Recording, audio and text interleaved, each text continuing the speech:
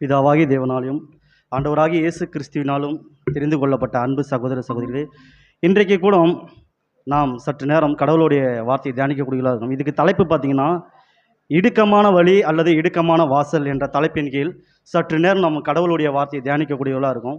சரி, இந்த தலைப்புக்கு ஆதார வசனம் வாசிக்கலாம். மத்தேயு 7:13 வாசிக்கலாம். இடுக்கமான வாசல் வழியாய் உட்பிரவேசியுங்கள். கேட்டுக்கு போகிற வாசல் விரிவும் வழி விசாலமுமாய் இருக்கிறது, அதன் வழியாய் பிரவேசிக்கிறவர்கள் அநேகர். ஆமாம், அன்பு சகோதர சகோதரியே, ஆண்டவராகிய இயேசு கிறிஸ்து இந்த வார்த்தையை சொல்லும்போது, இடுக்கமான வாசல் வழியாய் உட்பிரவேசிங்கள், கேட்டுக்கு போகிற வாசல் வரி விழிவும் விசாலமாக இருக்கிறது என்றால் அதன் வழியாய் பிரவேசிக்கிறர்கள் அநேகர்னு சொல்கிறாரு. அப்போ முதல்ல ஆண்டவராகிய இயேசு கிறிஸ்து பேசும்போது இந்த இடுக்கமான வாசல் வழியாய் உட்பிரவேசின்னு சொல்கிறாரு. அப்போ இந்த இடுக்கமான வாசல் வழியாய் உட்பிரவேசித்தால் இந்த இடுக்கமான வாசல் எதுக்குள்ளே போகுதுன்னு பார்க்கலாம். மத்தேயு 7:14 வாசிக்கலாம். மத்தேயு 7:14. ஜீவனுக்கு போகிற வாசல் இடுக்கமும் வழி நெருக்கமுமாய் இருக்கிறது, அதை கண்டுபிடிக்கிறவர்கள் சிலர். ஆமாம், அன்பு சகோதர சகோதரிகளே, ஜீவனுக்கு போகிற வாசல் எப்படிதான் வழி இறுக்கமும் நெடுக்கமுமா இருக்குது, அதை கண்டுபிடிக்கிறவர்கள் சிலர்னு சொல்றாரு. ஆனால் அதற்கு முந்தின வசனத்தில் ஆண்டவராகி இயேசு கிறிஸ்து சொல்லும்போது விசாலமான வாசல் ஒன்று இருக்குது, இது கேட்டுக்கு போகக்கூடிய வாசல். இந்த கேட்டுக்கு போகக்கூடிய வாசல் என்றால் என்ன? இது அழிவுக்கு போகக்கூடிய வாசல். அப்போ முதலில் அழிந்து போகிற வழி எங்கே ஆரம்பிக்குது? அப்போ முதல் அழிந்து போகிற வழி எங்கே ஆரம்பிக்குதுன்னா, ஒரு மனிதனுடைய மரணம் எங்கே ஆரம்பிக்கிறது தான் ஒரு கேள்வி கேட்டால் என்ன சொல்லலாம்? ஒரு மனிதனுடைய மரணம் எதிலிருந்து ஆரம்பிக்குது என்று கேட்டால் ஒரு பதில் என்ன சொல்லலாம்? ஒரு மனிதனுடைய மரணம், ஒரு மனிதனுடைய பாவம் அவனுடைய மரணத்திலிருந்து ஆரம்பிக்குது. ஒரு மனிதனுடைய பாவம் அவனுடைய மரணத்திலிருந்து ஆரம்பிக்குது. அப்போ மரணம் என்கின்ற இந்த பாவம் எங்கே ஆரம்பிச்சது? ஏதேனில் ஆரம்பிச்சு. அப்போ மரணம் என்கின்ற பாவம் ஏதேனில் ஆரம்பிச்சு. இதுக்கு அப்போஸ்தலர் பவுல் ஒரு விளக்கம் சொல்றாரு, இந்த பாவம் எப்படி வந்துச்சுன்னு. ரோமர் 5:12 வாசிக்கலாம். ரோமர் 5:12 இந்த பாவம் எப்படி வந்துச்சுன்னு சொல்றாரு. ரோமர் 5:12. இப்படியாக ஒரே மனுஷனாலே பாவமும் பாவத்தினாலே மரணமும் உலகத்திலே பிரவேசித்தது போலவும் எல்லா மனுஷரும் பாவம் செய்தபடியால் மரணம் எல்லாருக்கும் வந்தது போலவும் இதுவும் ஆயிற்று. ஆமாம், அன்பு சகோதர சகோதரிகளே, இங்கே அப்போஸ்தலர் பவுல் ஒரு விளக்கம் சொல்றார். இப்படியாக ஒரு மனுஷனாலே பாவமும் பாவத்தினாலே மரணமும் உலகத்தில் பிரவேசித்தது போல எல்லா மனுஷரும் பாவம் செய்தபடியால் மரணம் எல்லோருக்கும் வந்ததுன்னு சொன்னார். அப்போ இந்த முதல் மனிதனாகிய ஆதாம் செய்த பாவத்தை நிமித்தமாக இப்போ எல்லாரும் பாவம் செய்ய ஆரம்பிச்சிட்டாங்க. ஒரு மனிதன் செஞ்ச பாவத்தினால இப்போ எல்லோருமே பாவம் செய்ய ஆரம்பிச்சிட்டாங்க. அப்போ மரணம் எப்படி வந்துருச்சு? எல்லாருமே பாவம் செய்யறதுனால மரணம் வந்துருச்சு. சரி, ஆதாம் பாவம் செஞ்சிட்டாரு, ஆதாமுக்கு தேவன் தண்டனை கொடுத்தாரா இல்லையா? ஆதாம் தவறு செஞ்சாரு, ஆதாமுக்கு தண்டனை கொடுத்தாரா என்றான் பார்த்தா, அப்போ ஆதாம் செய்த தவறுக்கு அங்கே எங்கே அவன் ஏதேன் தோட்டத்திலேயே அவருக்கு தண்டனையை தேவன் கொடுத்துட்டாரு. என்ன சொல்றாரு நான் வாசிக்கலாம். ஆதியாகமம் 3:19 சொல்றாரு, ஆதாம் செய்த தவறுக்கு என்ன தண்டனை கொடுத்தாருன்னா, ஆதியாகமம் 3:19. நீ பூமியிலிருந்து எடுக்கப்பட்டபடியால் நீ பூமிக்கு திரும்பும் மட்டும் உன் முகத்தின் வேர்வையால் ஆகாரம் புசிப்பாய், நீ மண்ணாய் இருக்கிறாய், மண்ணுக்கு திரும்புவாய் என்றார். ஆமாம், அன்பு சகோதர சகோதரி, நீ மண்ணாய் இருக்கிறாய், நீ மண்ணுக்கே திரும்பாய் என்று ஆதாம் செஞ்ச தவறுக்கு ஏதேன் தேட்டத்திலேயே தேவன் நியாய தீர்ப்பை கொடுத்துட்டாரு. ஆதாம் செஞ்ச தவறுக்கு என்ன பண்ணுறாருன்னா, ஏதேன் தேட்டத்திலே அவருக்கு நியாய தீர்ப்பு கொடுத்தாரு. சரி, ஆதாம் செய்த தவறுக்கு நியாய தீர்ப்பை கொடுத்துட்டாரு. மற்ற மிருக ஜீவன்கள் மேல் இந்த நியாய தீர்ப்பு வந்த மாதிரியே இல்லை. அதாவது ஆதாம் செஞ்ச தவறுக்கு தண்டனை கொடுத்தாரு, மற்ற மிருக ஜீவன்கள் மேல் இந்த நியாய தீர்ப்பு வந்த மாதிரியே இல்லை. அதுங்க ஏன் மறிக்குது? ஆதாம் செஞ்ச தவறுக்கு நியாய தீர்ப்பை கொடுத்துட்டாரு ஏதேன் தேட்டத்தில், அவரு மறிச்சிட்டாரு, பாவத்தில் போனாலும் மறிச்சிட்டாரு, மனுக்களும் பாது. அப்போ அந்த மிருக ஜீவன்கள் மேலாம் இந்த நியாய தீர்ப்பு வந்த மாதிரியே இல்லை. ஏன் இந்த மிருக ஜீவன்கள்லாம் மறிக்குதுன்னா, இதெல்லாம் யாருக்காக படைக்கப்பட்டது? இது அனைத்துமே ஆதாமுக்காக படைக்கப்பட்டதுனால இதுவும் மரணத்தில் போகுது. இதை குறித்து ஆதியாகமம் 3:17 வாசிக்கலாம். ஆதியாகமம் 3:17. பின்பு அவர் ஆதாமை நோக்கி, நீ உன் மனைவியின் வார்த்தைக்கு செவி கொடுத்து புசிக்க வேண்டாம் என்று நான் உனக்கு விலக்கின விருட்சத்தின் கனியை புசித்தபடியினாலே பூமி உன்னிமித்தம் சபிக்கப்பட்டிருக்கும், நீ உயிரோடு இருக்கும் நாளெல்லாம் வருத்தத்தோடே அதன் பலனை புசிப்பாய். ஆமாம், அன்பு சகோதரர்களே, பூமி யார் நிமித்தம் சபிக்கப்பட்டுச்சு? இந்த ஒரு மனிதன் செஞ்ச பாவத்தினால ஒட்டுமொத்த மனு குலத்துக்கும் பாதிப்பு. ஒட்டுமொத்த மனு குலத்துக்கு மட்டும் இல்லை, உலகத்தில் இருக்கிற அனைத்து ஜீவராசிகளுக்கும் பாதிப்பாயிருச்சு. எல்லாமே மரணத்தில் போணுச்சு. இந்த ஒரு மனிதன் செஞ்ச பாவத்தினால இந்த விசாலமான வழி திறக்கப்பட்டுருச்சு. இந்த விசாலமான வழி திறக்கப்பட்டுச்சுனால எல்லாமே இந்த மரணத்துக்குள்ளே போச்சு. அப்புறமேட்டு ஆனால் ஆதாம் இந்த ஏதேன் தோட்டத்திலே இருந்திருந்தாருன்னா அவருக்கு ஜீவனை விரிச்சு கனியை சாப்பிடக்கூடிய ஒரு வாய்ப்பு இருந்துச்சு. ஆனால் இவர் பாவம் செய்தனால என்ன பண்ணிட்டாருன்னா அந்த கனியை ஸ்டாப் பண்ணிட்டாரு. வாசிக்கலாம் ஆதியாகமம் 3:24. ஆனால் அவர் ஏதேன் தோட்டத்தில் இருந்தாலும் அந்த கனியை சாப்பிட்றதுக்கு ஒரு வாய்ப்பு இருந்துச்சு. ஆதியாகமம் 3:27 வாசிக்கலாம். அவர் மனுஷனை துரத்திவிட்டு ஜீவ விருட்சத்துக்கு போகும் வழியை காவல் செய்ய ஏதேன் தோட்டத்துக்கு கிழக்கே கேருபீன்களையும் வீசி கொண்டிருக்கிற சுடரொளி பட்டயத்தையும் வைத்தார். ஆமாம் அன்பு சகோதரர்களே, இந்த மனிதன் தவறு பண்ணான்னு என்ன பண்ணுறாரு, அவனை துரத்தை விட்டு தோட்டத்துக்கு என்ன பண்ணிட்டாரு, வீசி கொண்டிருக்கிற இந்த கேருபீன்களை வச்சுட்டார். அந்த ஆதாம் தவறு செய்யாமல் இருந்தாருன்னா ஏதேன் தோட்டத்தில் ஜீவ விருட்சத்துக்கு போகும் வழியை சாப்பிட்றதுக்கு அவருக்கு ஒரு வாய்ப்பு இருந்துச்சு. ஆனால் இந்த கனியை சாப்பிட்ட நிமிஷம் அந்த ஜீவ விருட்சத்துக்கு போகும் கனியை ஸ்டாப் பண்ணிட்டார். ஆதாமை வெளியே அனுப்பிட்டார். இந்த ஒரு மனிதன் செஞ்ச தவறுனால இந்த ஒட்டுமொத்த உலகத்துக்கு பாதிப்பு, மனுக்குலத்துக்கு ஆதாமை வெளியே அனுப்பிட்டார். சரி, இப்போ நம்ம என்ன பண்ணலாம்னா ஆதாம் செஞ்ச தவறை பார்த்துட்டோம். இப்போ சரி, முதலாம் உலகத்துக்கு வருவோம். இந்த விசாலமான வழி யார் நிமித்தம் திறக்கப்பட்டுச்சுன்னா ஆதாம் செய்த தவறு நிமித்தம் திறக்கப்பட்டுருச்சு. இதில் மனுக்குலை எல்லாம் பாவத்தில் போயிட்டு இருக்குது. இப்போ முதலாம் உலகத்தில் வருவோம். ரோமர் 5:13 வாசிக்கலாம். ரோமர் 5:13. நியாயப்பிரமாணம் கொடுக்கப்படுவதற்கு முன்னும் பாவம் உலகத்தில் இருந்தது. நியாயப்பிரமாணம் இல்லாதிருந்தால் பாவம் எண்ணப்படாமல் மாட்டாது. ஆமாம் அன்பு சகோதர சகோதரி, இது எதை குறித்து பேசுகிறாருன்னா இது நோவா காலகட்டத்தை குறித்து பேசுகிறாரு. இந்த நோவா காலகட்டத்தில் நியாயப்பிரமாணம் கொடுக்கப்பட்டுச்சா இல்லையா? கொடுக்கப்படலை. நோவா காலத்தில் நியாயப்பிரமாணம் கொடுக்கப்படல. அதுதான் இங்கே அப்போஸ்தலர் பவுல் சொல்வார், நியாயப்பிரமாணம் கொடுக்கப்படுவதற்கு முன்னமே பாவம் உலகத்தில் இருந்தது. நியாயப்பிரமாணம் இல்லாதிருந்தால் பாவம் என்னன்னே தெரிஞ்சிருக்காதுன்னு சொல்கிறாரு. அப்போ என்ன பண்ணுறாருன்னா நியாயப்பிரமாணத்தை கொடுத்துட்டு இதெல்லாம் இதன்படி தான் நீங்கள் நடக்கணும்னு சொல்கிறார். ஆனால் நியாயப்பிரமாணம் இல்லாதிருந்தால் பாவமே தெரிஞ்சிருக்காது. இஷ்டம் போல் வாழ்ந்துட்டு இருந்தாங்க. மனிதர்கள் எல்லாம் எப்படி வாழ்ந்துருந்தாங்கன்னா இஷ்டம் போல் வாழ்ந்துருக்காங்க. பாவம்னா என்னன்னு தெரியல, ரொம்ப ஒரு மோசமான வாழ்க்கை வாழ்ந்துருந்தாங்க. எங்கன்னா இந்த முதலாம் உலகத்தில் வாழ்ந்துட்டு இருந்தாங்க. ஆதாம் காலகட்டம். இங்கே நோவா காலகட்டத்தில் பாவத்தை தெரியாதே செஞ்சுட்டு இருக்கிறாங்க. ஆதியாகமம் 6:6 வாசிக்கலாம். ஆதியாகமம் 6:6. தாம் பூமியிலே மனுஷனை உண்டாக்கினதற்காக கர்த்தர் மனஸ்தாபப்பட்டார். அது அவர் இருதயத்திற்கு விசனமாய் இருந்தது. ஆமாம் அன்பு சகோதரி, இது எந்த காலகட்டம்? நோவாவுடைய காலகட்டம். முதல்ல தேவன் மனஸ்தாபப்பட்ட ஒரு விஷயம் எதுனா இங்கே தான் மனஸ்தாபப்படுறார். ஏன்னா தாம் பூமியிலே மனுஷனை உண்டாக்கினதற்காக கர்த்தர் மனஸ்தாபப்பட்டார். அது அவர் இருதயத்துக்கு ரொம்ப கவலையாச்சு. ஏன்னா இந்த விசாலமான வழியில் இவங்கெல்லாம் போய்கிட்டே இருக்கிறாங்க, மிகப்பெரிய பாவத்தை செஞ்சு போயிட்டே இருக்கிறாங்க. ஆதியாகமம் 6:7 வாசிக்கலாம். அதிலே ஆதியாகமம் 6:7. அப்பொழுது கர்த்தர், நான் சிருஷ்டித்த மனுஷனை பூமியின் மேல் வைக்காமல் மனுஷன் முதற்கொண்டு மிருகங்கள், ஊரும் பிராணிகள், ஆகாயத்து பறவைகள் பரியந்தமும் உண்டாயிருக்கிறவைகளை நிக்கிரகம் பண்ணுவேன். நான் அவர்களை உண்டாக்கினது எனக்கு மனஸ்தாபமாய் இருக்கிறது என்றார். ஆமாம் அன்பு சகோதரி, யார் அழிக்கிறாரு? மனுஷனை மட்டுமல்ல, ஒட்டுமொத்த அந்த மிருக ஜீவன்கள் எல்லாத்தையுமே அழிக்கிறார். அவர்களை உண்டாக்கினது எனக்கு மனஸ்தாபமாக இருக்குதுன்னு சொல்கிறார். ஏன்னா அந்த அளவுக்கு இந்த முதல் உலகத்தில் பாவம் வந்துருச்சு. ஏன்னா பாவம் என்னானே தெரியாமல் அவங்க இஷ்டம் போல் மிகப்பெரிய பாவத்தை செஞ்சு கொண்டிருக்காங்க. இந்த முதலாம் உலகத்தில் யார் காலத்துலாம் நோவாவின் காலகட்டத்தில் மிகப்பெரிய பாவத்தை செஞ்சுட்டு இருக்கிறாங்க. அதிலே 6:9 வாசிக்கலாம். ஆதியாகமம் 6:9. நோவாவின் வம்ச வரலாறு. நோவா தன் காலத்தில் இருந்தவர்களுக்குள்ளே நீதிமானும் உத்தமனுமாய் இருந்தான். நோவா தேவனோடே சஞ்சரித்து கொண்டிருந்தான். ஆமாம் அன்பு சகோதரி, நோவா எப்படி இருக்கிறாரு? அவர் தேவனோடு சஞ்சரித்து கொண்டிருக்கிறார். அந்த இருந்த காலகட்டத்தில் நோவா எப்படி இருக்காரு பார்த்தோன்னா உத்தமனாக இருக்கிறாரு. அங்கே மிகப்பெரிய பாவம் வருது. பாவனை என்னன்னே தெரியாமல் செஞ்சுட்டு இருக்கிறாங்க. எல்லா மனுக்குலமும் என்ன பண்ணுதுன்னா இந்த விசாலமான வழியை மட்டும் தேர்ந்தெடுத்துட்டு போய்கிட்டே இருக்கிறாங்க. இந்த நோவா மட்டும் எப்படி இருக்கிறாருன்னா உத்தமனும் நீதிமானுமாக இருக்கிறாரு.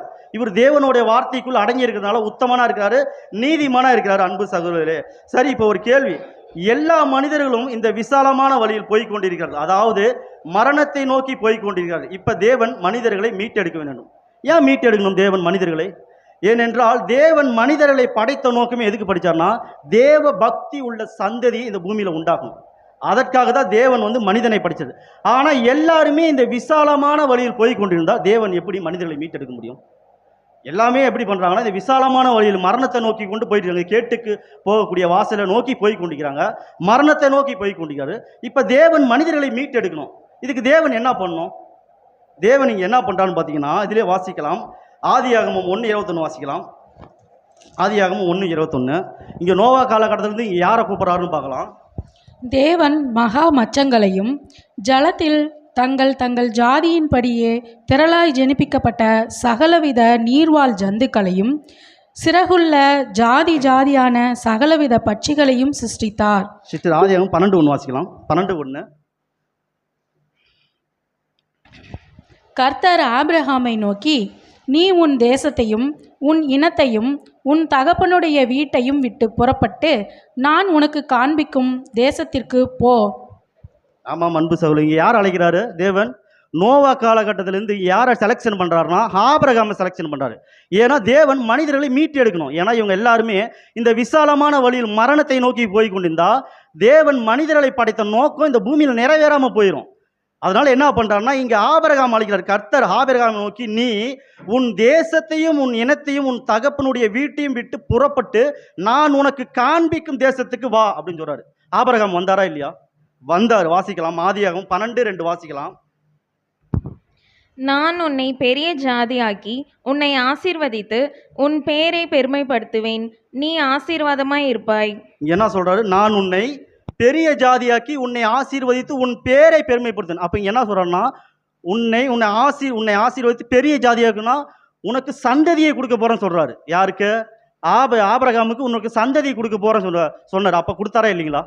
உனக்கு பிள்ளைகளை கொடுக்க போறேன்னு இங்க சொல்றாரு ஆதியாகமம் 12:2. ஆனா கொடுத்தாரா இல்லைங்களா? பாத்தீங்கன்னா எத்தனை வயசுல இங்க ஈசாக்கு பிறகுறாரு? ஆபிரகாமுக்கு 100 வயசுல ஈசாக்கு பிறகுறாரு. வாசிக்கலாம். ஆதியாகமம் 21:5 வாசிக்கலாம்.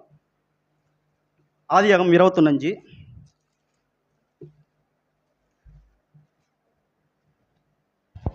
தன் குமாரனாகிய ஈசாக்கு பிறந்தபோது ஆபிரகாம் 100 வயதாய் இருந்தான். ஆமாம் அன்பு சகோதரி, ஈசாக்கு பிறக்கும்போது ஆபிரகாம் எத்தனை? 100 வயசு. தேவன் சொன்ன மாதிரி அவருக்கு என்ன கொடுத்தாருன்னா பிள்ளையை கொடுத்துட்டாரு. 100 வயசுல இங்க யார் பிறக்காருன்னா ஈசாக்கு பிறக்கிறாரு. ஈசாக்கு பிறக்கக்குள்ள இந்த ஜீவனை பத்தி இங்க ஒரு விஷயத்த சொல்றாரு. யாருக்குன்னா ஆபிரகாம்கிட்ட சொல்றாரு. ஆதியாகமம் 22:16 வாசிக்கலாம். 22:16. 22:16. ஆதியாகமம் 22:16. நீ உன் புத்திரன் என்றும் உன் ஏகசுதன் என்றும் பாராமல் அவனை ஒப்பு கொடுத்து இந்த காரியத்தை செய்தபடியால். ஆமாம் அன்பு சகோதரி, ஆபிரகாம் என்ன சொல்றாரு? ஆபிரகாம நீ என்னுடைய குழந்தையை நீ பலி செலுத்துன்னு சொல்றாரு. ஆபிரகாம் என்ன சொல்றாரு? நீ உன் புத்திரன் என்றும் உன் ஏகசுதன் என்று பாராமல் அவனை ஒப்பு கொடுத்தபடியால் இந்த காரியத்தை செய்தபடியால் சொல்றாரு.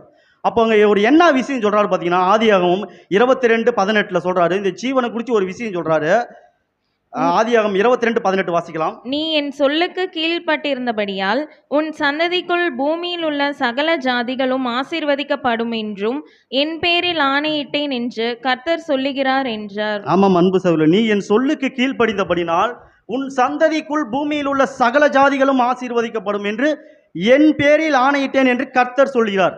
அப்ப தேவன் இங்க ஆபிரகாம் என்ன சொல்றாருன்னா உன் சந்ததிக்குள் பூமியில் உள்ள சகல ஜாதிகளும் ஆசீர்வதிக்கப்படும் என்று சொல்லியிருந்தார். அவர் எந்த ஆசீர்வாதத்தை பற்றி இங்க பேசியிருப்பார்? தேவன் ஆபிரகாம் கிட்ட பேசியிருப்பாரு. என்ன ஆசீர்வாதத்தை பற்றி பேசியிருப்பார்னா ஒரு நல்ல வீடு, காரு, சுகமான வாழ்க்கை, பணம், இந்த ஆசீர்வாதத்தை பற்றி பேசியிருப்பார் ஆபிரகாம் கிட்ட. கண்டிப்பா தேவன் இந்த ஆசீர்வாதத்தை பற்றி ஆபிரகாம் கிட்ட பேசியிருக்க மாட்டார். ஆபிரகாம் கிட்ட அப்ப என்னதான் பேசுறாருன்னா உன்னுடைய சந்ததிக்கு நான் ஜீவனை கொடுக்க போறேன்னு சொல்றாரு. உன்னுடைய சந்ததிக்கு நான் ஜீவனை கொடுக்க போறேன். உன்னுடைய சந்ததி மூலியமாய் மற்ற உலக ஜாதிகளும் அந்த ஜீவனை பெற்றுக்கொள்ள போகுது. இந்த ஆசீர்வாதத்தை பற்றி தான் தேவன் ஆபிரகாம் கிட்ட பேசுறாரு. இன்னைக்கு உலகத்தில் இருக்கிற மக்களை எந்த ஆசீர்வாதத்தை நினைக்கிறாங்கன்னா பணம், நகை, காரு, பணம், இந்த ஆசீர்வாதத்தை பற்றி தான் நினைக்கிறாங்க. ஆனால் தேவன் ஆபிரகாம் கிட்ட கண்டிப்பா இந்த ஆசீர்வாதத்தை பற்றி பேசியிருக்க மாட்டாரு. உன்னுடைய சந்ததிக்கு நான் ஜீவனை கொடுக்க போறேன்னா ஜீவனை கொடுப்பாரு. அந்த ஜீவனை கொடுத்தது நிமித்தம் உலகத்தில் உள்ள சகல ஜாதிகளும் அந்த ஜீவனை பெற்றுக்கொள்ளும். இதை எப்படி சொல்றாருன்னா ஒரு நிழலாகவே சொல்லிட்டு வராரு. ஆதியாகமத்துல ஒரு நிழலாகவே ஆபிரகாம்கிட்ட சொல்லிட்டு வராரு. அன்பு சகோதர சகோதரி, வாசிக்கலாம். யாத்திராகமம் 12:40 வாசிக்கலாம். இங்க ஆபிரகாம்கிட்ட சொல்றாரு உன்னுடைய சந்ததிக்கு நான் ஜீவனை கொடுப்பேன்னு. யாத்திராகமம் 12:40 வாசிக்கலாம். 12:40. இஸ்ரேல் புத்திரர் எகிப்திலே குடியிருந்த காலம் 430 வருஷம். ஆமாம் அன்பு சகோதரி, இங்கே ஆபிரகாம்லேருந்து யாரை தேர்ந்தெடுக்காருன்னா ஆபிரகாம், ஈசாக்கு, யாக்கோபு. யாக்கோபுக்கு பிறந்த 12 பிள்ளைகள். இவங்கன்னா எங்கே இருக்கிறாங்க? எகிப்தில் இருக்கிறாங்க. எகிப்தில் இருக்குள்ள எங்கே எப்படி இருக்கிறாங்கன்னா எகிப்தில் அடிமையாக இருக்கிறாங்க. யாருன்னா இந்த ஆபிரகாமுடைய சந்ததி எங்கே அடிமையாக இருக்காங்கன்னா எகிப்தில் இருக்கிறாங்க. இஸ்ரேல் புத்திரர் எகிப்தில் குடியிருந்த காலம் எத்தனை வருஷம்? 430 வருஷம் அவங்க எப்படி இருக்கிறாங்கன்னா ஒரு அடிமையாக வாழ்ந்துட்டு இருக்கிறாங்க. எங்கன்னா இந்த எகிப்தில் வாழ்ந்துட்டு இருக்கிறாங்க. இந்த 430 வருட அடிமைத்தனத்தில் இருந்தவர்களை ஆபிரகாமுடைய சந்ததி, இவர்களை யார் வழி நடத்திட்டு வராரு? மோசே 430 வருட அடிமைத்தனத்திலிருந்து எப்படி மீட்டு கொண்டு வராருன்னா, தேவன் சொன்ன வார்த்தையை கொண்டு மீட்டுட்டு வராரு. கடவுள் சொன்ன வார்த்தையை கொண்டு மோசே இந்த ஆபிரகாமுடைய சந்ததி எகிப்தில் அடிமையாக இருக்குள்ள தேவனுடைய வார்த்தையை சொல்லி இவர் மீட்டுட்டு வராரு. வாசிக்கலாம், யாத்திராகமம் 20:22 வாசிக்கலாம். யாத்திராகமம் 20:22. அப்பொழுது கர்த்தர் மோசேயை நோக்கி, நீ இஸ்ரவேல் புத்திரரோடே சொல்ல வேண்டியது என்னவென்றால், நான் வானத்திலிருந்து உங்களோடே பேசினேன் என்று கண்டீர்கள். ஆமாம் அன்பு சகோதர சகோதரி, இங்கே யாரை வழி நடத்திட்டு வரோம்னா இந்த இஸ்ரேல் ஜனங்களை எகிப்துக்கு வழி நடத்திட்டு வரக்குள்ள ஒரு விஷயம் சொல்றாரு. என்னன்னா, அப்பொழுது கர்த்தர் மோசேயை நோக்கி, நீ இஸ்ரேல் புத்திரோடு சொல்ல வேண்டியது என்னவென்றால், நான் உங்களோடு வானத்திலிருந்து பேசினேன் என்று நீ கண்டீர்கள் சொல்றாரு.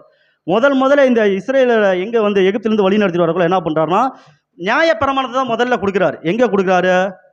வசனம் வாசிக்கலாம், யாத்திராகமம் 20:23 வாசிக்கலாம். நியாயப்பிரமாணத்தை கொடுக்குறாரு. யாத்திராகமம் 20:23. நீங்கள் எனக்கு ஒப்பாக வெள்ளியினாலே தெய்வங்களையும் பொன்னினாலே தெய்வங்களையும் உங்களுக்கு உண்டாக்க வேண்டாம். ஆமாம் அன்பு சகோதர சகோதரி, மோசே வந்து இவங்களை வழி நடத்திட்டு வரக்குள்ள எங்க இந்த சீனாய் மலையாண்ட வழி நடத்திட்டு வராரு. இங்க வழி நடத்திட்டு வரக்குள்ள இங்க என்ன சொல்றாருன்னா, ஒரு நியாய பிரமாணத்தை கொடுக்குறாரு. என்ன கொடுக்குறாருன்னா, நீங்கள் எனக்கு ஒப்பாக வெள்ளியினாலும் தெய்வங்களை பொன்னினாலும் உங்களுக்கு உண்டாக்க வேண்டாம், தேவனுக்கு உண்டாக்க வேண்டாம் சொல்றாரு. வாசிக்கலாம், அதிலே 24:3 வாசிக்கலாம். யாத்திராகமம் 24:3. மோசே வந்து கர்த்தருடைய வார்த்தைகள் யாவையும் நியாயங்கள் யாவையும் ஜனங்களுக்கு அறிவித்தான். அப்பொழுது ஜனங்கள் எல்லோரும் ஏக சத்தமாய் கர்த்தர் அருளின எல்லா வார்த்தைகளின்படியும் செய்வோம் என்று பிரதியுத்தரம் சொன்னார்கள். ஆமாம் அன்பு சகோதரர்களே, மோசே வந்து இந்த வார்த்தைகளெல்லாம் சொல்லும் போது என்ன சொன்னாங்க? ஜனங்க ஏக சத்தமாய் கர்த்தர் அருளின வார்த்தையின்படியே செய்வோம் என்று சொன்னார்கள். செஞ்சார்களா? மோசே முதல்ல இந்த எகிப்திலிருந்து இந்த 430 வருட அடிமைத்தனத்திலிருந்து இந்த இஸ்ரேல் புத்திரர்களை வழி நடத்திட்டு வந்து ஒரு நியாய பிரமாணத்தை கொடுக்குறாரு. கொடுத்துட்டு இதன்படி நீங்க நடந்தா தான் பிழைப்பீங்கன்னு சொல்றாரு. ஆனா இதன்படி நடந்தாங்களா? நடக்கல. ஏன் நடக்கல? அவங்களால நடக்க முடியல. ஒரு பிரமாணத்தை கொடுத்துட்டு சொல்றாரு, இதன்படி நடங்க அப்படின்னு சொல்றாரு. அவங்களால நடக்க முடியல. அப்போ ஒரு கேள்வி, இந்த பிரமாணங்கள் எல்லாம் தேவன் கொடுத்து என்ன பிரயோஜனம்? ஏன் கொடுக்கணும்? இன்றைக்கு கூட நியாய பிரமாணத்திற்குள்ள 613 கட்டளைகள் இருக்கிறது என்று நாம் சொல்லுகிறோம். அதுக்கு மேலாக கூட இருக்கலாம். ஏன்னா தேவனுடைய மனசு தான் இந்த நியாய பிரமாணம். அதுக்கு மேலாக கூட இருக்கலாம். அப்போ இந்த பிரமாணங்களை எல்லாம் கொடுத்து என்ன பிரயோஜனம்? ஏன் தேவன் இதன் கொடுக்கணும்? அப்படி என்றால் நல்லா கவனித்து பார்த்தால் மனிதன் எதை இழந்து போனான்? மனிதன் ஜீவனை இழந்து போனான். மனிதன் ஜீவனை இழந்து போனான். இந்த மனிதன் ஜீவனை இழந்து போனா இந்த ஜீவன் யாருக்கு முதல்ல கொடுக்கணும்? ஆபிரகாமுடைய சந்ததிக்கு கொடுக்கணும். இந்த ஆபிரகாமுடைய சந்ததிக்கு இந்த ஜீவனை கொடுக்கணும். ஆபிரகாம் சந்ததி ஜீவனை கொடுத்து உலக ஜனங்கள் எல்லாம் இந்த ஜீவனை பெற்றுக்கொள்ளணும். ஆனால் இந்த ஆபிரகாமுடைய சந்ததியே இந்த ஜீவன் என்கின்ற ஆசீர்வாதத்துக்குள்ளே போக முடியலாம். மற்ற உலக ஜனங்கள் எப்படி போக முடியும்? ஒரு பிரமாணத்தை கொடுக்குறாரு. இந்த பிரமாணத்தின்படி செஞ்சால் உங்களுக்கு ஜீவன் சொல்கிறாரு. நியாய பிரமாணத்தை கொடுத்து ஜீவன் சொல்கிறாரு. ஆனால் இந்த பிரமாணத்தின்படி இவங்க நடக்க முடியல. இதன்படி நடந்தால் ஜீவன் சொல்கிறாங்க, அவங்க நடக்க முடியல. ஏன்னா இந்த பிரமாணம் அவ்வளோ கஷ்டமாக இருக்குது. ஆபிரகாமுடைய சந்ததிக்கு ஜீவனை கொடுங்க, இவங்களால நடக்க முடியல. அப்போ எப்படி மற்ற உலக ஜனங்கள் இந்த ஜீவனுக்குள் போக முடியும்? அப்படி பார்த்தா தேவன் என்ன பண்ணுறாருன்னா இன்னொன்னையும் கொடுக்குறாரு. என்னன்னு பார்த்தீங்கன்னா வாசிக்கலாம், லேவியராகமம் 18:5 வாசிக்கலாம். லேவியராகமம் 18:5. ஆகையால் என் கட்டளைகளையும் என் நியாயங்களையும் கைக்கொள்ள கடவீர்கள். அவைகளின்படி செய்கிறவன் எவனும் அவைகளால் பிழைப்பான். நான் கர்த்தர். ஆமாம் அன்பு சகோதரர், என்ன சொல்றாரு? என் கட்டளைகளையும் என் நியாயங்களையும் கைக்கொள்ள கடவில், அவைகள் படி செய்கிறோம் எவனும் அவைகளால் பிழைப்பான். இந்த கட்டளைகள் படி செய்கிறவன் பிழைப்பான். அந்த தேசத்துல பிழைப்பான். அந்த தேசம் சிதறடிக்கப்படாத அளவுக்கு அந்த தேசத்துல அவன் பிழைப்பான். இதை வந்து பழைய ஏற்பாட்டில் என்ன சொல்றாருன்னா, புதிய ஏற்பாட்டுக்கும் பழைய ஏற்பாட்டுக்கும் ஒரு நிழலாய் பேசிக்கொண்டே வரார் தேவன். வாசிக்கலாம். அப்ப இந்த பிரமாணத்தின்படி செய்கிறவர்கள் தான் அதன்படி பிறப்பார்கள். ஆனால் ஒரு பிரச்சனை, இந்த பிரமாணத்தின்படி ஒருவர் வாழ வேண்டும் என்றால் அவர் எப்படி இருக்கணும்? நீதிமானா இருக்கலாம். ஆனால் இப்போ எல்லாருமே பாவி. இந்த பிரமாணத்தை எப்படி நிறைவேற்ற முடியும்? அதனால தான் தேவன் என்ன பண்ணுறாருனா இன்னொன்னையும் குடிக்கிறார். அது என்னன்னா பாவ நிவாரண நாள். அந்த பாவ நிவாரண நாளைக்கு என்ன நடக்கும்? பாவ நிவாரண நாளைக்கு என்ன நடக்கும்? பலி. என்ன பலி நடக்கும்? ஆரோன் வந்து ஒரு இளங்காளையை கொண்டு வருவார். அதை தொடர்ந்து 2 வெள்ளாட்டு கடாவை கொண்டு வர்றாரு. இதோட பலியின் நிமித்தமாக இஸ்ரேல் மக்கள் பாவங்கள் போக்கப்படும். இந்த பாவங்கள் போக்கப்படும். இன்னும் குறிப்பாக அவர் என்ன பண்ணுவார்னா ஒரு போக்காடை வச்சிருப்பாங்க, ரெடி பண்ணி வச்சிருப்பாங்க. இந்த போக்காடை என்ன பண்ணா இஸ்ரேலோட மக்களின் பாவத்தை சுமந்துட்டு போயிடும். பலி செலுத்த இந்த பாவத்தை சுமந்துட்டு போயிடும். இதை இவங்க என்ன பண்ணாங்களா, ரெகுலராக செலுத்த ஆரம்பித்தாங்க தவிர இதன்படி அவங்களால வாழ முடியல. இந்த பிரமாணத்தை பலி செலுத்துறாங்க, போக்காடு கொண்டு வராங்க. இந்த போக்காடு வந்து பாவத்தை சுமந்துட்டு போயிடுச்சு. இதை ரெகுலராக செஞ்சுட்டே வராங்க. ஆனால் இவங்களால அந்த பிரமாணத்தின்படி நிறைவேற்ற முடியல. இது எது வரைக்கும் அவங்க செஞ்சுட்டே வராங்க? இது எது வரைக்கும் செஞ்சுட்டே வராங்கன்னு கேட்டால் என்ன சொல்லலாம்? இந்த இஸ்ரேல் புத்திரர்கள் இயேசு கிறிஸ்து வர வரைக்குமே செஞ்சுட்டு தான் இருக்கிறானுங்க.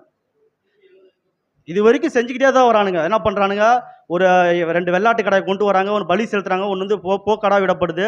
இது அவர் பாவத்தை சுமந்துட்டு போயிடுது. இது வரைக்கும் கொண்டு வராங்கன்னா இயேசு கிறிஸ்து வர வரைக்குமே இப்படியே கொண்டுட்டே வராங்க. ஒன்றுமே சரி. அதனால தான் இஸ்ரேலுக்கு இந்த பழைய ஆட்பாட்டு பிரமாணத்தை தான் நம்பிட்டு இருக்கிறானுங்க. என்ன பண்ணுறாங்க, பலி செலுத்தக்கூடிய தான் நம்பிட்டு இருக்கிறாங்க. ஒன்றுமே இஸ்ரேலில் இந்த ஆரோனுடைய இதை பற்றி தான் செலக்ட் பண்ணிட்டுக்கிறானுங்க. என்னன்னா இந்த பலியை செலுத்துறாங்க, இந்த மாதிரி தான் கொண்டு போகிறாங்க. புதிய ஏற்பாட்டில் வந்து ஆண்டவராக இயேசு கிறிஸ்து ஒன்றுமே ஏற்றுக்கொள்றாங்க கேட்டால் வாய்ப்பு கம்மி. இந்த பழைய ஏற்பாடு பிரமாணத்தின்படி தான் ஒன்றுமே வாழ்ந்துட்டே இருக்கிறானுங்க.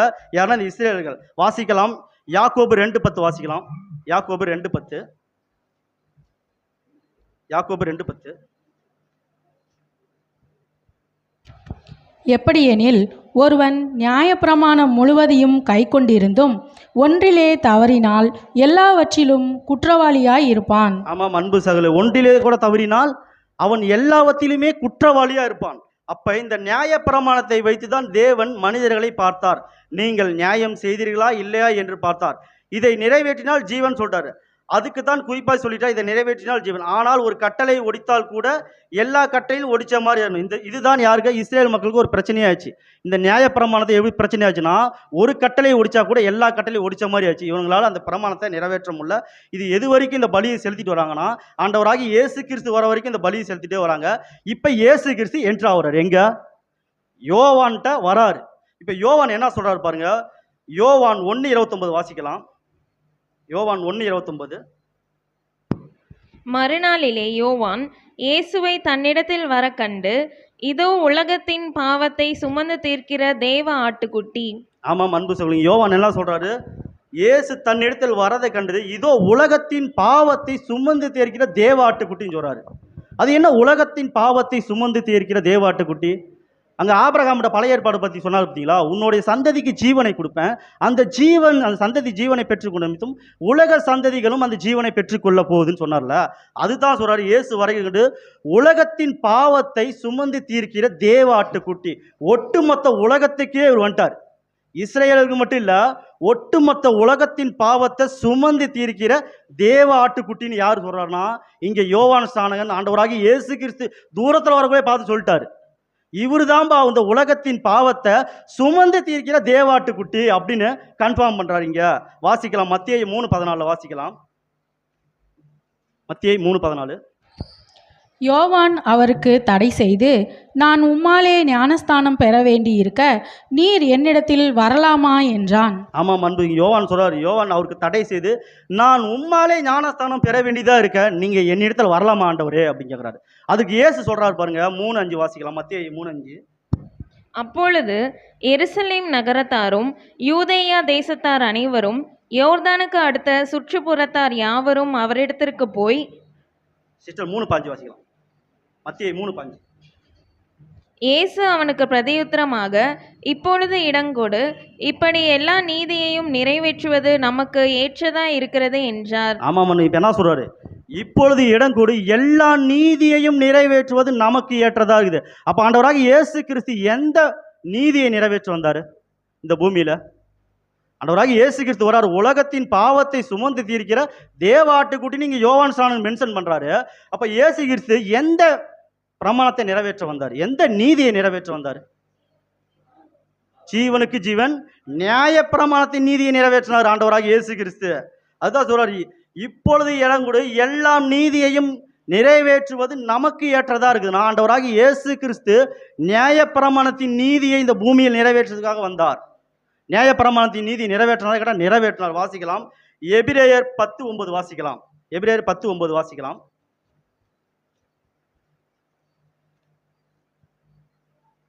தேவனே, உம்முடைய சித்தத்தின்படி செய்ய இதோ வருகிறேன் என்று சொன்னார். இரண்டாவதை நிறுத்துவதற்கு முதலாவதை நீக்கி போடுகிறார். ஆமாம் அன்பு சகோதரர்கள், தேவனே உம்முடைய சித்தத்தின்படி செய்ய இதோ வருகிறேன் என்று சொன்னார். இரண்டாவது அதை நிலைநிறுத்துவது முதலாவதை நீக்கி போட்டார். அது என்ன இரண்டாவது முதலாவதை நீக்கி போட்டார் அப்படின்னா என்ன சொல்லலாம்? முந்தின பிரமாணத்தை நிறைவேற்றினால்தான் இரண்டாவது பிரமாணத்துக்கு வர முடியும். அதுதான் அன்பின் பிரமாணம். இதோ உம்முடைய சித்தத்தின்படி செய்ய வருகிறேன் என்று ஆண்டவராகிய இயேசு கிறிஸ்து இந்த உலகத்தில் வந்து வாழ்ந்தார். முந்தின நியாய பிரமாணத்தையும் நிறைவேற்றினார், இரண்டாவது அன்பின் பிரமாணத்தையும் நிறைவேற்றினார். ரெண்டு பிரமாணத்தையும் நிறைவேற்றிட்டார் ஆண்டவராகிய இயேசு கிறிஸ்து. நியாய பிரமாணத்தையும் நிறைவேற்றிட்டாரு, அன்பின் பிரமாணத்தையும் நிறைவேற்றிட்டாரு. வாசிக்கலாம், ரோமர் 10:4 வாசிக்கலாம். ரோமர் 10:4.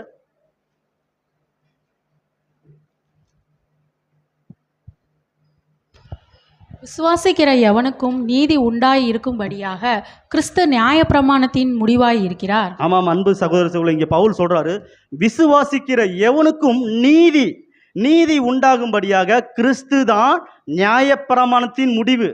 இயேசு கிறிஸ்து தான் நியாயப்பிரமாணத்தின் முடிவாய் இருக்கிறார்.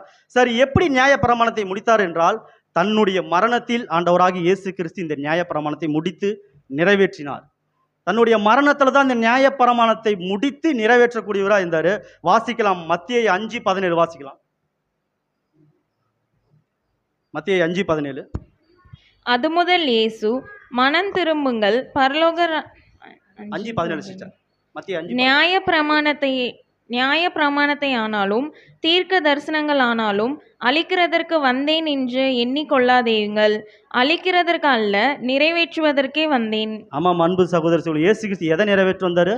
நியாய பிரமாணத்தை தான் நிறைவேற்றுகிறார். நியாய பிரமாணத்தை ஆனாலும் தீர்க்க தரிசனங்களை ஆனாலும் அழிக்கிறதுக்கு வந்தேன் என்று எண்ணிக்கொள்ளாதீங்கள், அழிக்கிறதற்கல்ல அதை நிறைவேற்றுவதற்கே வந்தேன் என்று ஆண்டவராகிய இயேசு கிறிஸ்து சொல்றார். அன்பு சகோதர சகோதரிகளே, கலாத்தியர் 3:12 வாசிக்கலாம். கலாத்தியர் 3:12. கலாத்தியர் 3:12.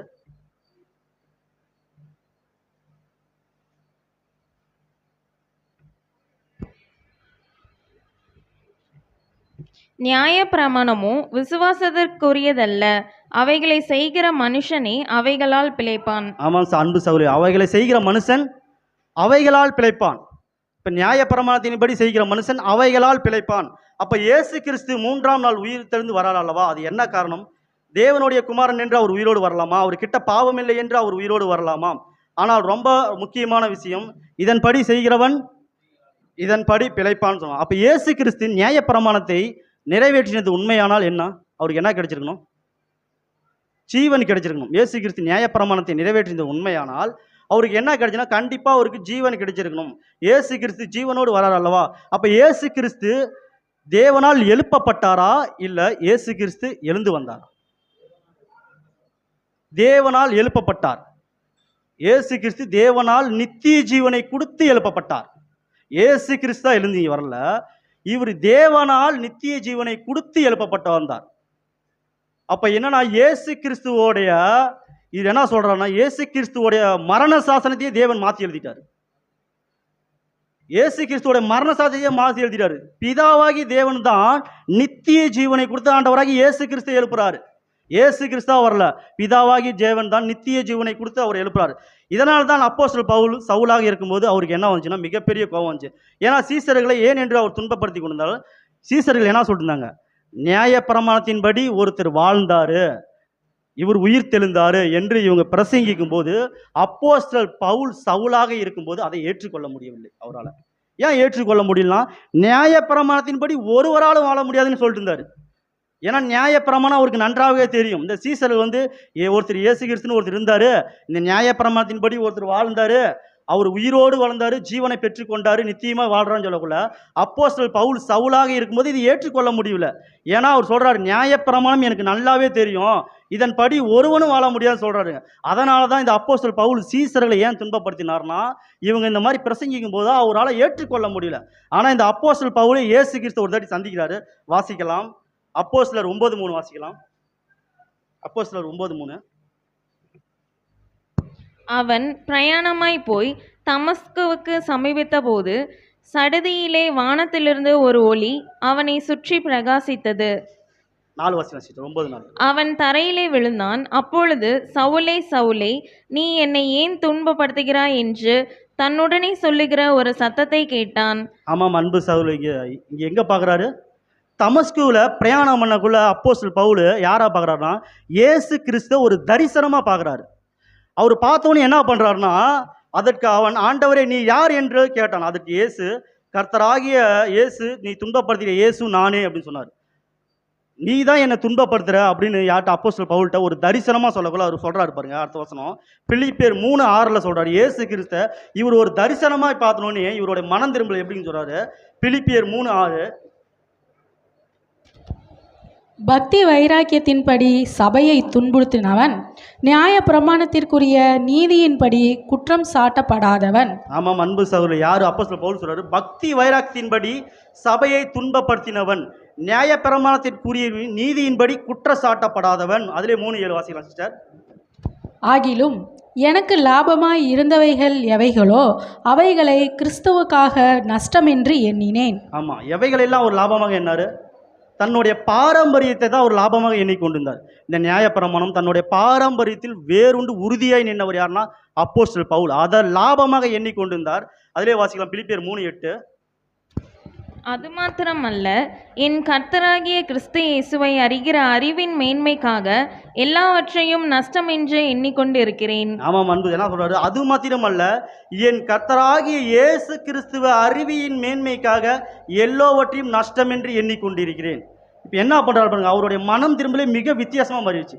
எதையெல்லாம் அவர் லாபமாக எண்ணிக்கொண்டிருந்தாரோ அதையெல்லாம் நஷ்டமாக இயேசு கிறிஸ்துவாக எண்ணிக்கொண்டிருந்தார். தன்னுடைய பாரம்பரியத்தில் அவ்வளோ வேறுண்டு நின்றவர். அன்பு சகோதரர்களே, அப்போஸ்தலர் பவுல் அவர் மிகப்பெரிய சாட்சி சொல்கிறார். எவையெல்லாம் எனக்கு லாபமாக எண்ணிக்கொண்டிருந்தனோ அவையெல்லாம் எனக்கு ஒன்றுமே இல்லை. இவர் நியாயப்பிரமாணத்தின்படி இவர் வாழ்ந்தாரு, இவர் ஜீவனோடு வரலன்னு சொல்லிட்டு இருந்த அப்போஸ்தலர் பவுல் இப்போ சொல்றாரு, இவர் நியாயப்பிரமாணத்தின்படி வாழ்ந்தாரு, இவர் தான் ஜீவனை பெற்றுக்கொண்டவன்னு சொன்னார் அப்போஸ்தலர் பவுல். அதுக்கு சொல்றாரு பாருங்க, 1 கொரிந்தியர் 15:20 சொல்றாரு. 1 கொரிந்தியர் 15:20,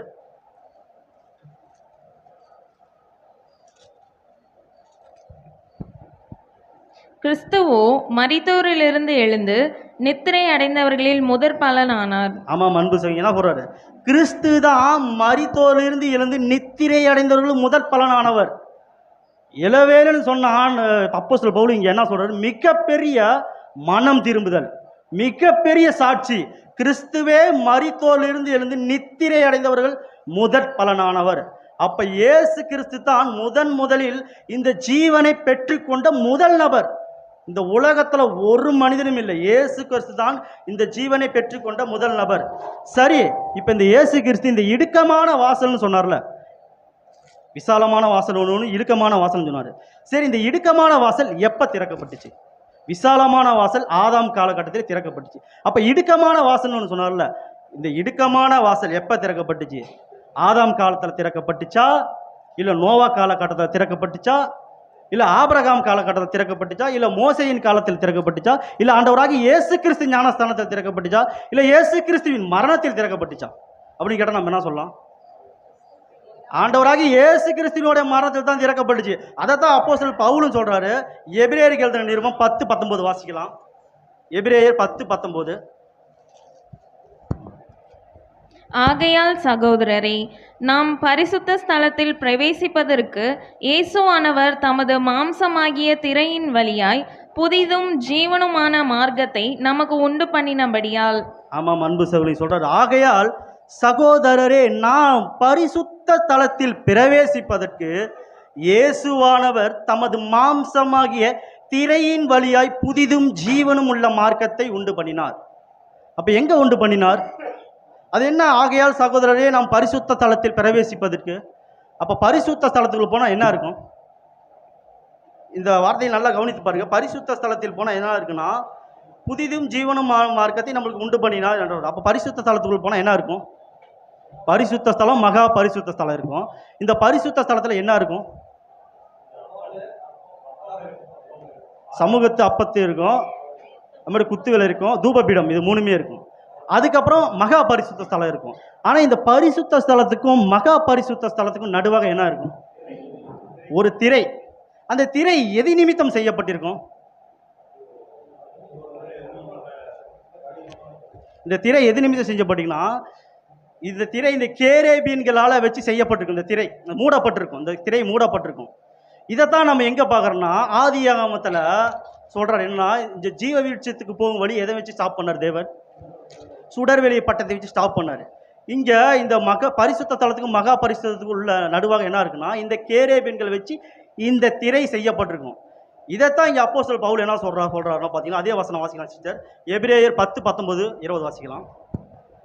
அந்த அந்த மார்க்கத்தின் வழியாய் பிரவேசிப்பதற்கு அவருடைய இரத்தத்தினாலே நமக்கு தைரியம் உண்டாயிருக்கிறபடியினாலும். ஆமாம் அன்பு என்ன சொல்றாரு, அந்த மார்க்கத்தின் வழியாய் பிரவேசிப்பதற்கு அவருடைய ரத்தத்தினால் நமக்கு தைரியம் உண்டாகிறபடினால் சொல்றாரு.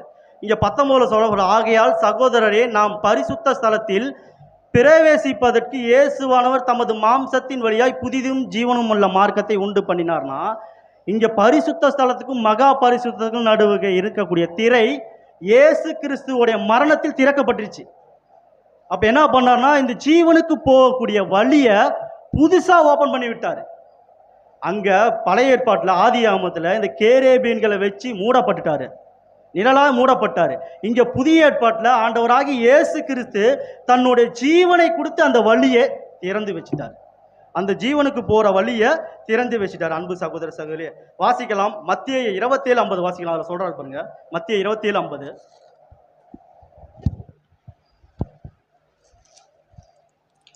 இயேசு மறுபடியும் மகா சத்தமாய் கூப்பிட்டு ஆவியை விட்டார். ஆமாம் அன்பு சகோதரி, எங்க இயேசு கிறிஸ்து சிலுவையில் அறிக்கையில சொல்றாரு, இயேசு மகா சத்தமாய் கூப்பிட்டு ஆவியை விட்டார். அதிலே 51 வாசிக்கலாம் சிஸ்டர். அப்பொழுது தேவாலயத்தின் திரைச்சீலை மேல் தொடங்கி கீழ் வரைக்கும் இரண்டாக கிழிந்தது. ஆமா, எது கிழிஞ்சி? அப்பொழுது தேவாலயத்தின் திரைச்சாலை மேல் தொடங்கி கீழ் வரைக்கும் இரண்டாக கிழிந்தது, பூமியும் அதிர்ந்தது. அப்ப ஆண்டவராக இயேசு கிறிஸ்து தன்னுடைய மரணத்தில் புதிதும் ஜீவனும் உள்ள மார்க்கத்தை நமக்கு உண்டு பண்ணிட்டார். நமக்கு உண்டு பண்ணிட்டாரா இல்லைங்கடா? கண்டிப்பா உண்டு பண்ணிட்டார் ஆண்டவராக இயேசு கிறிஸ்து. இன்னைக்கு எத்தனையோ இந்த உலகத்தை சார்ந்த மனிதர்கள் இருக்கிறாங்க, எத்தனையோ தெய்வத்தை பின்பற்றி நடக்கக்கூடிய இருக்கிறாங்க. இஸ்லாத்துல பாத்தீங்கன்னா நபிகள் நாயகம் தான் கடைசி இறை தூதர்னு ஆணித்தனமா சொல்றாங்க. இவருடைய வார்த்தையை கேட்டதான் ஜீவனுக்குள் போக முடியும்னு சொல்றாங்க. இந்த மாதிரி எத்தனையோ மனிதர்கள் நிற்கிறாங்க. ஆனா உண்மை சத்தியம் தெரிஞ்சுக்க நம்ம மிகப்பெரிய மகா பரிசுத்தம் உள்ளவர்களா இருக்கும், பாக்கியவானா இருக்கிறோம். அதனால தான் சொல்றாரு, அவர் இயேசு கிறிஸ்து தனது மாம்சத்தின் வழியாக புதிதும் ஜீவனுமான வாழ்க்கை புதுசா அந்த வழியை தெரிஞ்சிட்டாரு. இன்னைக்கு நம்மளுக்கு அந்த வழியை பத்தி தெரிஞ்சுது. தன்னுடைய ஜீவனை கொடுத்து ஜீவனுக்கு போற வழியை திறந்து வச்சுட்டார் ஆண்டவராகிய இயேசு கிறிஸ்து. அன்பு சகோதர சகோதரி, இப்ப யார் உள்ள போனோம் அதுக்கு வசனம் சொல்றாரு பாருங்க. யோவான் 14:6 சொல்றாரு. யோவான் 14:6. யோவான் 14:6.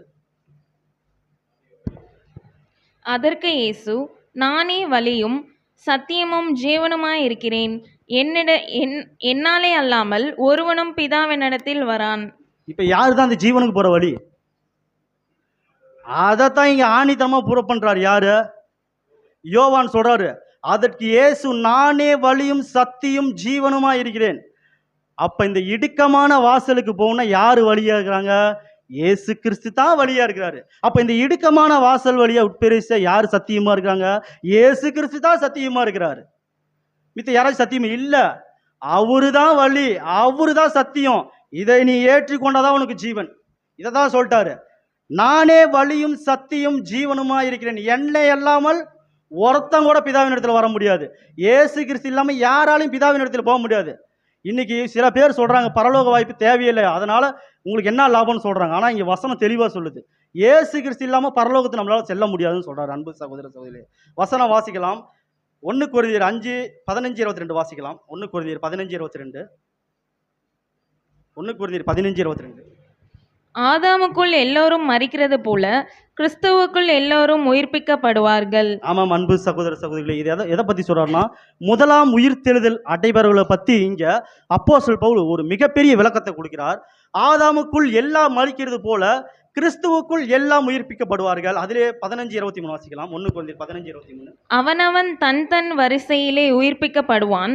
முதற் பலனானவர் கிறிஸ்து, பின்பு அவர் வருகையில் அவருடையவர்கள் உயிர்ப்பிக்கப்படுவார்கள். ஆமாம் அன்பு சகோதர சகோதரிகளே, அவனவன் தன் தன் வரிசையில் உயிர்ப்பிக்கப்படுவான். முதல் பலனான யாரு?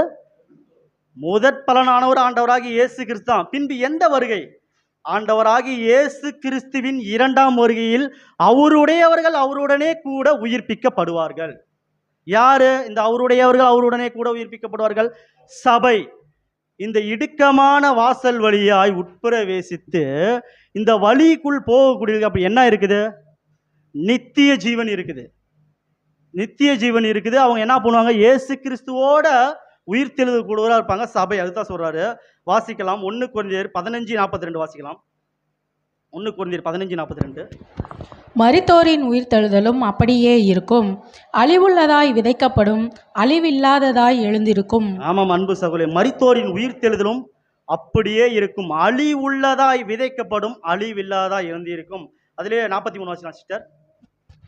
கனவீனமுள்ளதாய் விதைக்கப்படும், மகிமையுள்ளதாய் எழுந்திருக்கும்.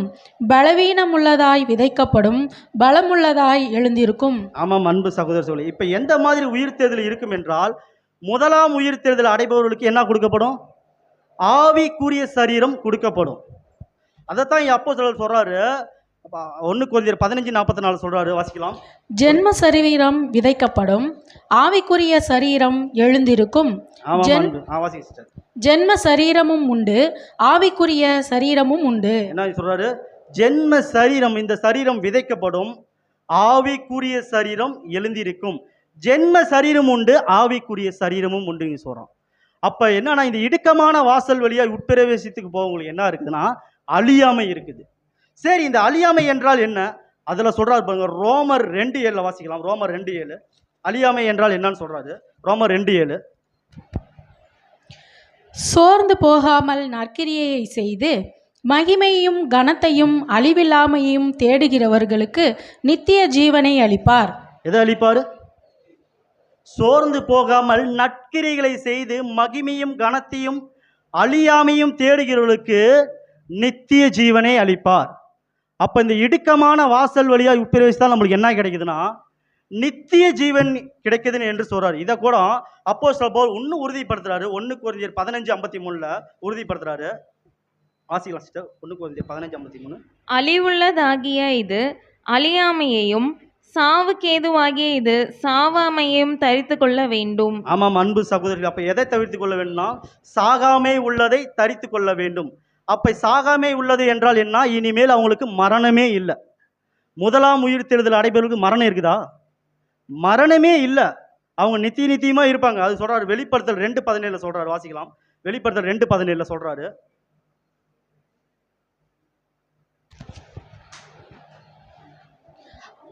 ஆவியானவர் சபைகளுக்கு சொல்லுகிறதை காதுள்ளவன் கேட்க கடவன். ஜெயம் கொள்கிறவனுக்கு நான் மறைவான மன்னாவை புசிக்க கொடுத்து அவனுக்கு வெண்மையான குறிக்கல்லையும் அந்த கல்லின் மேல் எழுதப்பட்டதும் அதை பெறுகிறவனே அன்றி வேறொருவனும் அறியக்கூடாததுமாகிய புதிய நாமத்தை கொடுப்பேன் என்றெழுது. ஆமாம் அன்பு சகோதரி, ஆவியானவர் சபைகளுக்கு சொல்கிறதை காதுள்ளவன் கேட்க கடவன். ஜெயம் கொள்கிறவனுக்கு நான் என்ன கொடுப்பேன்? மறைவான மன்னாவை கொடுப்பேன்னு சொல்றாரு. அப்ப இந்த மறைவான மன்னா எங்க வச்சிருந்தாரு? மறைவான மன்னாவை கொடுப்பேன்னு சொல்றாரு. அப்ப இந்த மறைவான மன்னாவை தேவன் எங்க வச்சிருக்கும்ல? அப்ப எங்க வச்சிருக்காருன்னா, பரிசுத்த ஸ்தலத்துக்கும் மகா பரிசுத்த ஸ்தலத்துக்கு போறதுக்குள்ள என்ன இருக்கும்? உடன்படிக்கை பெட்டி இருக்கும். அந்த பெட்டிக்குள்ள என்ன இருக்குது?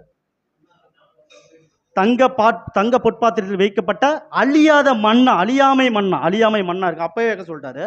அடுத்தது ஆரோனின் துளிர்த்த கோல், அடுத்தது 10 கற்பலைகள், இது எல்லாம் இருக்குன்னு சொல்றாரு. இதெல்லாம் யாருக்கு கொடுக்குறாரு? ஜெயம் கொள்கிறவனுக்கு நான் கொடுப்பேன் சொல்றாரு. ஜெயம் கொள்கிற யாருன்னா, சபை வகுப்பாருக்கு நான் கொடுக்க போறேன்னு சொல்றாரு. ஜெயம் கொள்கிறவருக்கு என்ன கொடுப்பாருன்னா, அழியாமை மன்னா கொடுப்பாராமா, ஆரோனின் துளிர்த்த கோல், ஆசாரியர் கோல் கொடுப்பாராமா, 10 கற்பலைகள் கொடுப்பாராம்.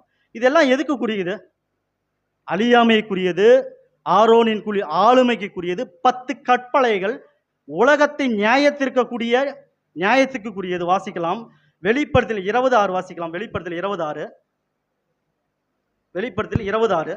முதலாம் உயிர்த்தெழுதலுக்கு பங்குள்ளவன் பாக்கியவானும் பரிசுத்தவானுமாய் இருக்கிறான். இவர்கள் மேல் 2ஆம் மரணத்திற்கு அதிகாரம் இல்லை. இவர்கள் தேவனுக்கும் கிறிஸ்துவுக்கும் முன்பாக ஆசாரியராயிருந்து அவரோட கூட 1000 வருஷம் அரசாள்வார்கள். ஆமாம் அன்பு சகோதரர்களே, முதலாம் உயிர்த்தெழுதல் பங்குள்ளவன் பாக்கியவானும் எப்படி இருக்கானா? பரிசுத்தவானுமா இருக்கான். இவர்கள் மேல் 2ஆம் மரணத்துக்கு அதிகாரம் இல்லை. இவர்கள் தேவனுக்கும் கிறிஸ்துவுக்கும் முன்பாக 1000 வருஷம் அவரோடு கூட 1000 வருஷம் அரசாள்வார்கள். இவங்க யாரு? சபை. 1000 வருஷம் அவரோடு கூட அரசாள்வார்கள். இந்த சபை வகுப்பாருக்கு இதெல்லாம் கொடுக்க போறேன்னு சொல்றாரு. இந்த சபை வகுப்பார் எப்படியாப்பட்டவங்களா இருக்கிறாங்கன்னு சொன்னால், இதுக்கு அப்போஸ்தலர் பவுல் 1 கொரிந்தியர் 6:2 சொல்கிறாரு, இவங்க எப்படியாப்பட்ட இந்த உலகத்தை நியாயம் தீர்க்கக்கூடியன்னு சொல்கிறாரு. 1 கொரிந்தியர் 6:2 வாசிக்கலாம். பரிசுத்தவான்கள் உலகத்தை நியாயம் தீர்ப்பார்கள் என்று அறியீர்களா? உலகம் உங்களால் நியாயம் தீர்க்கப்படுவதாயிருக்க அற்ப வழக்குகளை தீர்க்க நீங்கள் அபாத்திரரா? ஆமாம் அன்பு சகோதரிங்க, என்ன சொல்கிறாரு?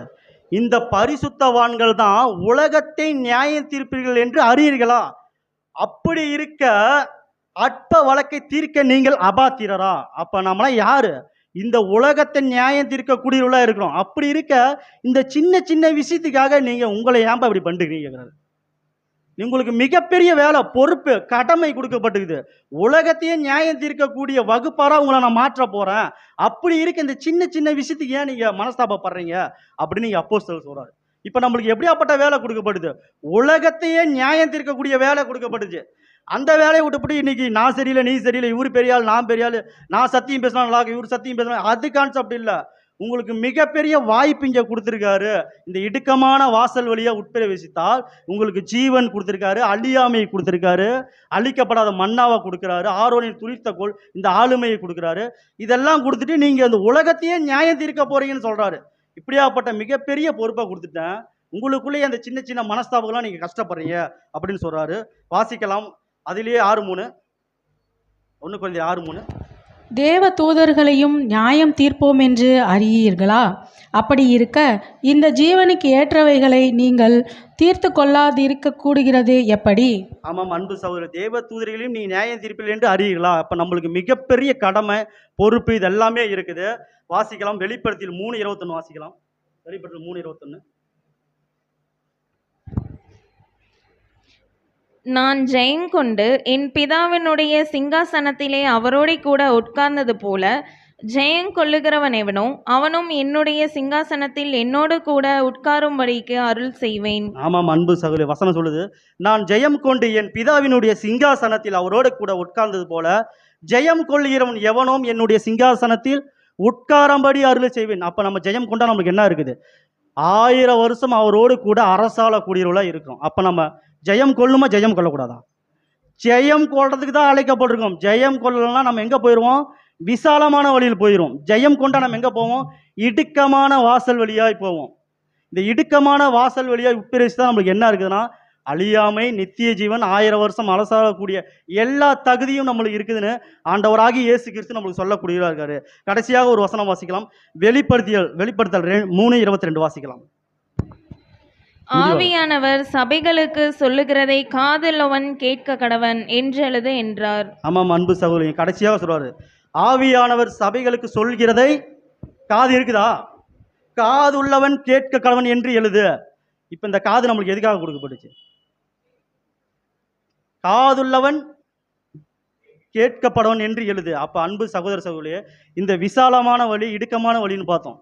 விசாலமான வழியில் இந்த உலக ஜனங்கள் அநேகர் போயிட்டு இருக்கிறாங்க. ஆனால் இடுக்கமான வழியை பற்றி ஒன்றுமே சில பேருக்கு தெரியுதா இல்லையா? இந்த சில கிறிஸ்தவர்களுக்கு இந்த இடுக்கமான வழியை அசால்ட்டாக நினச்சிட்டாங்க. இயேசு கிறிஸ்து 1ஆம் வருகையில் வந்த மாதிரி 2ஆம் வருகையில் வருவார், எனக்கு ஆசீர்வாதத்தையும் எனக்கு செல்வத்தையும் கொடுத்தா மட்டும் போதும்னு நினைக்கிறாங்க. ஆனால் அவரோடு கூட பாடுகள் பட்டால் அவரோடு கூட ஆளுகை செய்வோம். இப்போ நம்ம எதை தான் படம் வந்திருக்கோம்? ஆண்டவராகி இயேசு கிறிஸ்துவோட பாடுகள் பட்டதாக வந்திருக்கோம், தவிர நாம் இந்த ஆசீர்வாதத்தை தேடி போகலாம். அவரோட கூட பாடுபட்ட ஆளுகள் செய்வோம். அதில் தான் நீதிமொழியில் ஒரு வசனம் வரும், மனுஷனுக்கு செம்மையாய் தோன்றுகிற வழி உண்டு, அதனோட முடிவோ மரணம். மனுஷனுக்கு செம்மையாய் தோணும், செம்மையாக இந்த வழி, இந்த வழியில் போனால் நான் நல்லா இருப்பேன், ஆசீர்வாதமாக சூப்பராக இருப்பேன், அதனோட முடிவோ மரணம். அதனால் அன்பு சகோதர சகோதரி, நம்மளுக்கு 2 வழி கொடுக்கப்படுது. விசாலமான வழி ஒன்று, இடுக்கமான வழி ஒன்று. நம்ம எந்த வழியில் உட்பிரவேசிக்கக்கூடியதா என்று நம்மளை நாமளே ஆராய்ச்சி பார்க்கக்கூடியதாக இருப்போம். அன்பு சகோதர சகோதரி, இந்த வார்த்தையை பொறுமையோடு கேட்டவங்க யாவரும் பிதாவாகி தேவனும் ஆண்டவராகி இயேசு கிறிஸ்துவும் ஆசீர்வதிப்பாராக. ஆமென்.